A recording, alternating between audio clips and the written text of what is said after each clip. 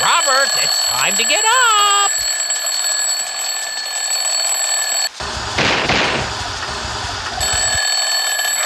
Robert, get up! The cows need milk!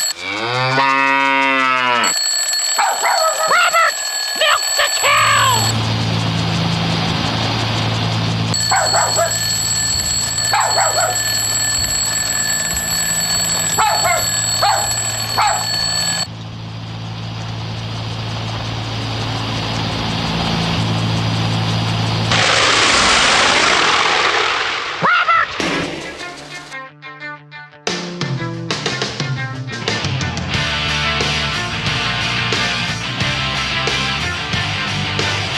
Ever since I was a kid, I had a dream of flying. And we were lucky enough that our farm was right under Vector 181, which is from Watertown, South Dakota to Fargo, North Dakota. The DC3s flew that route day after day, same time, and I kept time by that. We knew when it was time to milk the cows. It was so beautiful to look up at the DC3 because it always seemed to fly with grace, while other airplanes wouldn't do that. It always had such a beautiful grace to its flight path. It was just so steady and grown along. It had a personality to that. My dream of flying was really solidified by obviously living on a farm. We had bugs and weeds in our field, and crop sprayers would come and spray them. And at that time, it wasn't the industry it was today. And my dad would always make a deal with one of the guys, because he's kind of like my dad, to keep his airplanes in his clover field. Well, of course, that was heaven to me. But I do recall, as a very young child, going from window to window when Mom wouldn't let me out of the house, trying to catch a glimpse of the spray plane coming over the farmhouse and going in the field. And from that very early age, long before I realized you got to work for a living in the world, that's what I wanted to do. I wanted crop spray. And just never looked back. I actually had two issues, and one of them was speech. And I do remember being drug off to the local university and go to a speech therapist so I could talk. And then, of course, the other one was I was blessed with very long eyeballs, or you'd call that severe myopia. It did turn out to be a blessing in disguise in the long run, but it had a lot of temporary downers in life where I felt worthless and a few of those things, and inferior because of the eyes. I started flying in high school just like a lot of kids. You sold your soul for an hour's worth of flying, nothing new to a lot of people. Getting close to soloing, he said, well, you gotta have a flight physical. So I went to see the doctor, and he asked me what I want to do. I said, I want to get a commercial license crop spray. And he actually broke out laughing. He said, but your eyes should never get a commercial license. And that was probably the first big downer in my life. And I was like in a junior in high school, and my world was shattered. It was absolutely shattered. I wanted to be in aviation, and I was reading a magazine, and I saw an ad for Northrop in Inglewood, California, be a mechanic, airplane mechanic. I graduated in March, and by April, I was out in California going to mechanic school. And about halfway through the school, I learned if you can see, which I could, I had contacts and I could see good, you just get a waiver. So then my life come back together, and I just started flying and never looked back after that. Once I realized I could spray, the flat lands of North Dakota are very attractive for spraying. Early in life, the thoughts of a marriage that would last forever was on my mind at a surprisingly young age. And in the normal dating process, a lot of the girls were kind of scatterbrains, I guess. But when I did meet this girl, her name was Donna, and immediately there was something there that I hadn't found before. And we met in January, we got engaged in February, and we were married at August, and that turned out to be my soulmate. And we didn't have a place to stay, we were just building a hangar, so we ended up building an apartment in the back of the hangar, and we lived in that for 3.5 years. As a young kid, I used to read home-built magazines, and I had always had a deep interest in home builds. However, not having any money, I could never figure out how to make money with home built. So I knew I had to make money with whatever I did. So I started rebuilding crop sprayer airplanes because if you didn't sell it, you always used it till you sold it. So it was a very efficient way to use the winners, to use your talents, and that's how I got into rebuilding airplanes. A friend of mine and I that had the disease maybe as bad as I did, but it was undiagnosed at the time. We went up to Fredericton, New Brunswick, and we bought 2 TBM, torpedo bombers. It was a sprayer. We sprayed forests up there. And it was something we could afford. Obviously, could never afford neat things like Corsairs and Mustangs and stuff. So we flew them home and started rebuilding them. And of course, the bomb bay's doors were taken off and a huge tank was put into all the chemical. And of course, the doors were thrown away. And that was quite a bit of structure, and couldn't find any doors. So Jerry realized that they had to be built. And he, the first arms, he actually made them out of melted down John Deere tractor pistons and reforged the arms for it. And he built jigs and built dies to stamp the ribs out, and they come out beautiful. He started selling them because other people needed them also. And I looked at that and I thought, well, maybe I could do that too. Every time you saw a Mustang go by and heard the sound, I just kept being drawn back to the Mustang. And one day I started buying some parts from a guy in San Diego with the idea that, well, if I never get the airplane done, I'd probably sell the parts. I'd make some money on the parts. So I did finally go into it, but really not the understanding that I could complete it. But in life, I have only one unforgivable sin, and that's when you're in the old people's home in a wheelchair and you say, damn it, I wish I would have tried. So I did. And parts of 20 different airplanes, and 5.5 years later, I flew the Mustang. One of the parts I'd gotten, which was a finished up leading edge section of a wing, I got my flashlight out and I was inspecting the work, and the ribs had patches on it, and it even had patches on top of the patches. I mean, it was ugly. So I looked at that and I call it my inspiration rib. And I figured out, well, if I need that part, maybe somebody else does too. So rather than crudely hammer out a part for myself, I'd spend more time, make nice tooling, and make one for myself and maybe have an opportunity to sell a part. My good friend Jerry Beck started building the tooling to build the fuselages. And because I needed so many wing parts, because I did end up buying a fuselage, so I didn't need that parts. And that's how we kind of decide who made what and who needed what.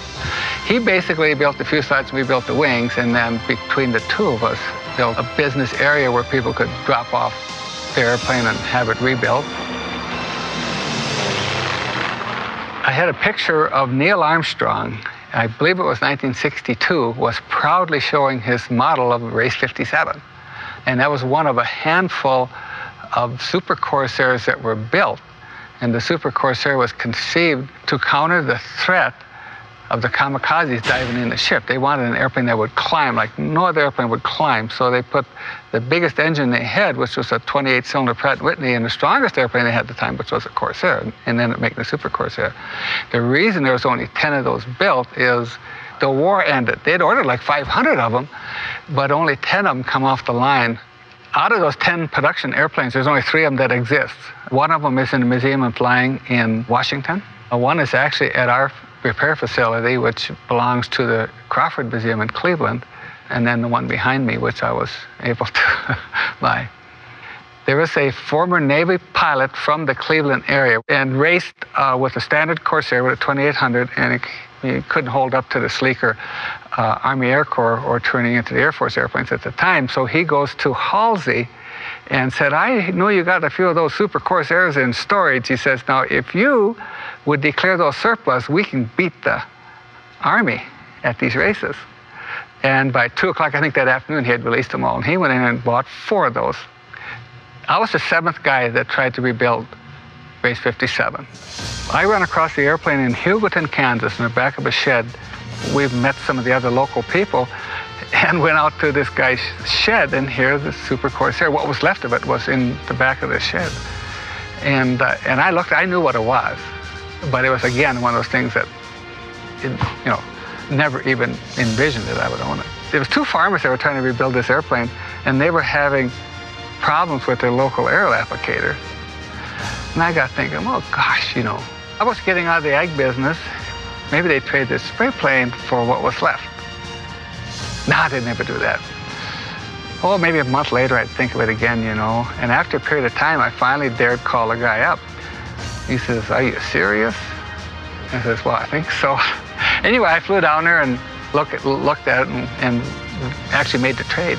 The whole firewall forward was missing. The engine had laid outside for 45 years. By the time we were getting into it, there was such a movement for everything being original. The early Mustangs would have white wheel wells, gray wheel wells, because they would be shiny and clean. And then there's a tremendous movement to make them exactly the way they were. But I knew I didn't want to do that because it had no war history. It never made it to the war. It never made it to the front.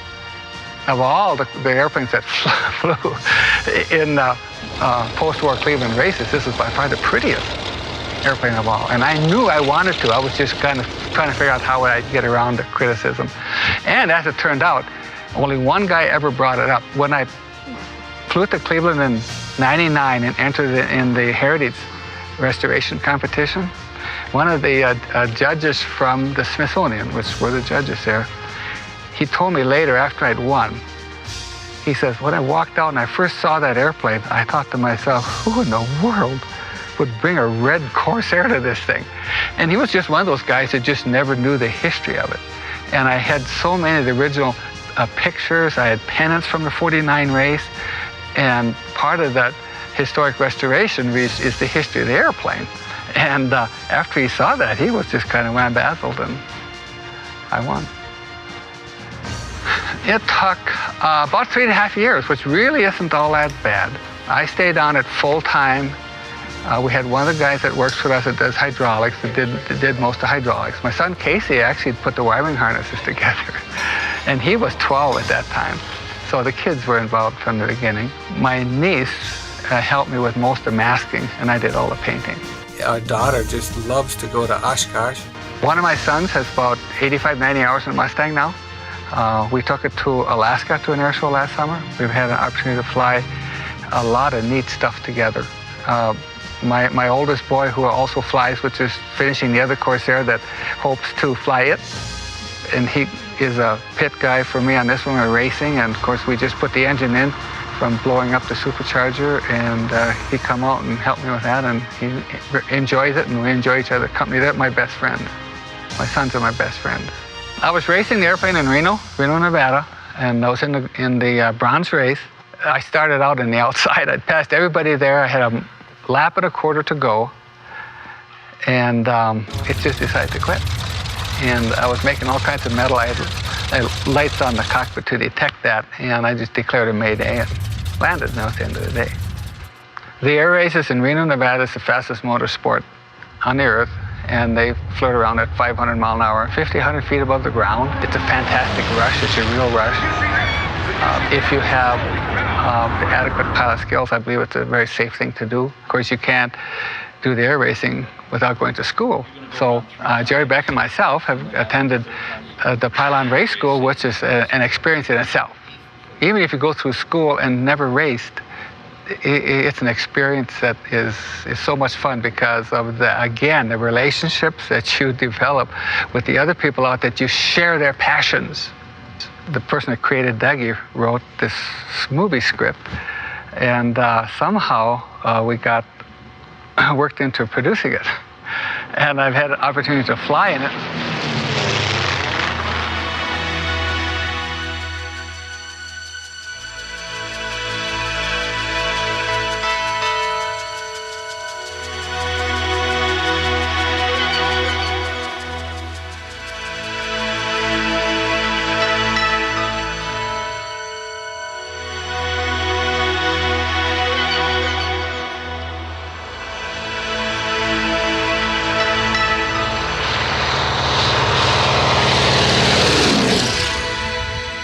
Last night at the bar, I met this guy, and he offered me a job.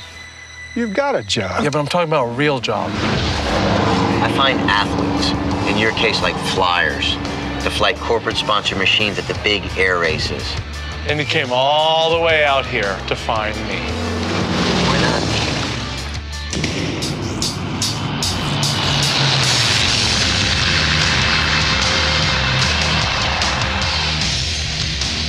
My daddy and I are your biggest threat, but I have a feeling you and I could defuse that.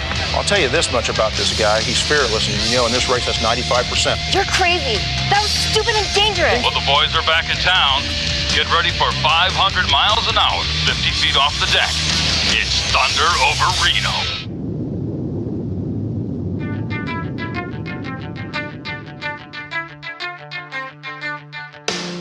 Unbelievable. Which man is returned to Reno for some reason he's probably cross-duster.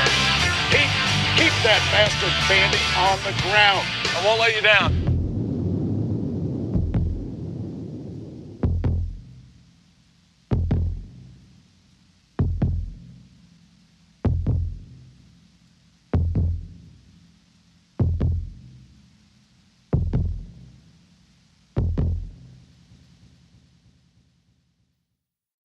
To have a lot of fun with an airplane and not share it with somebody else is a disgrace.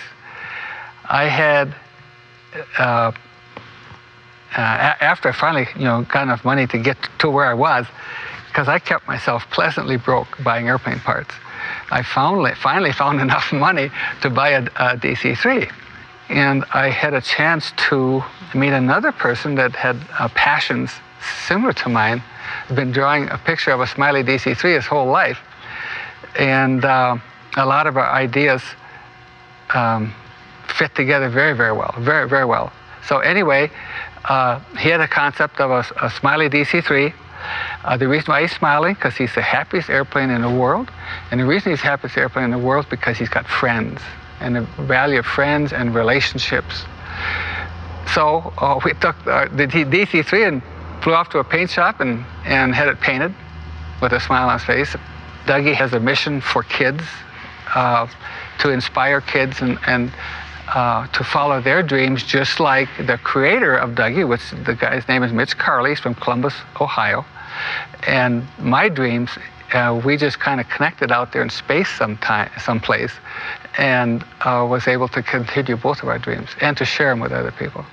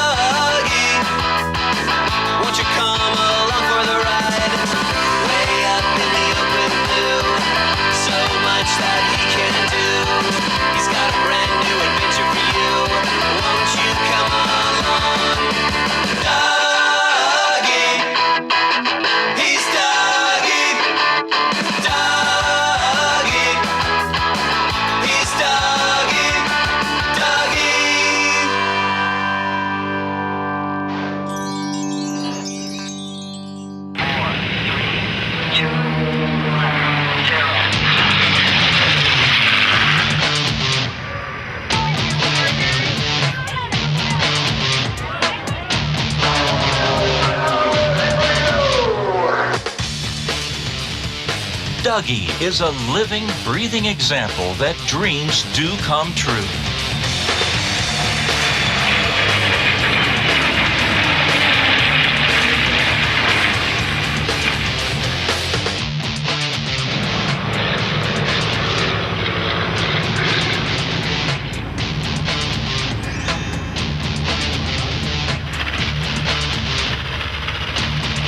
And my father's from North Dakota. He was with the Air Force. He worked for North America.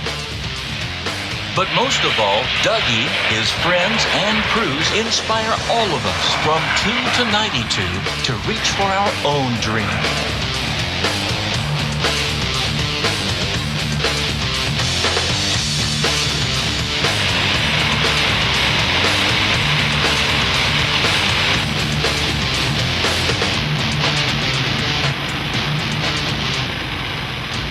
On Dougie's worldwide journeys, the crew will meet ordinary people doing extraordinary things to make theirs or others' dreams come true.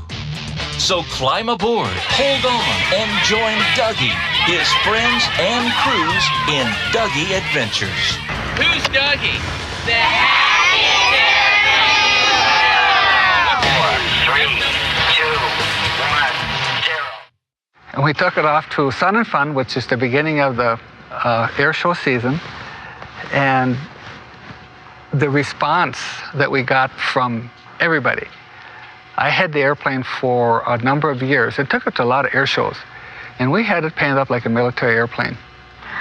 There was people that flew it during the war that would walk by and look at it, and they'd have their memories and everything. When we painted that airplane yellow, I think what a lot of the people that flew it during the war looked at it, and it released them. It was closure. I saw more tears in your eyes looking at this yellow airplane with a smile on the face than the one that had his shield on yet. Southern Fun has kids, because the school is still in session, they take busloads of kids out. And we run, I don't know how many busloads of kids through there, and their eyes were as big as saucers. They were so impressed. The airplane has a character to him, and he's a very welcoming character. He's a very friendly character. We had a little girl that just didn't want to leave, and her dad wanted to see other airplanes besides just the yellow one, and she finally come over and hugged the tire, and then she was okay to leave the airplane. So it just touches people from 2 to 92.